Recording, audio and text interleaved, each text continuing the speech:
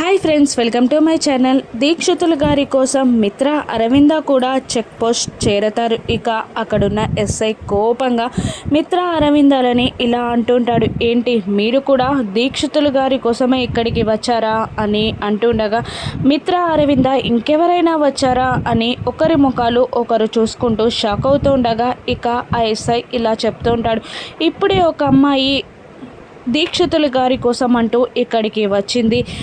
ఇది పులులు సంచరించే ప్రదేశం, వద్దు వెళ్ళొద్దు అన్నా వినకుండా, మా మాట వినకుండా చెక్ పోస్ట్ దాటి పరిగెత్తుకుంటూ అడవిలోకి వెళ్ళిపోయింది అని చెప్పగానే, ఇక లక్ష్మి అన్న అనుమానం అరవింద మిత్రలలో బలపడుతూ ఉంటుంది. ఇంకా మిత్ర ఇలా అంటూ ఉంటాడు ఆ ఎస్ఐని, ఆ అమ్మాయిని కాపాడడానికి నేను మీకు సహాయంగా వస్తాను, వెళ్దాం పదండి అనగా ఆ ఎస్ఐ షాక్ అవుతూ ఉంటాడు. ఇక మిత్ర ఆ ఎస్ఐ లక్ష్మిని కాపాడడానికి అడవిలోకి వెళ్తూ ఉంటారు. ఇక అరవింద దీక్షితులు గారితో వాకీటాకీలో మాట్లాడుతూ ఉంటుంది, ఇప్పుడే మీకోసమని ఒక అమ్మాయి వచ్చిందంట, ఆ అమ్మాయిని కాపాడడానికి మిత్ర అడవిలోకి వచ్చాడు అని అరవింద దీక్షితులు గారితో చెప్పగా, ఇక దీక్షితులు గారు కోపంగా ఇలా అంటుంటారు, మిత్రని అడవిలోకి ఎందుకు పంపించావు అరవింద, నీ చేతుల్లో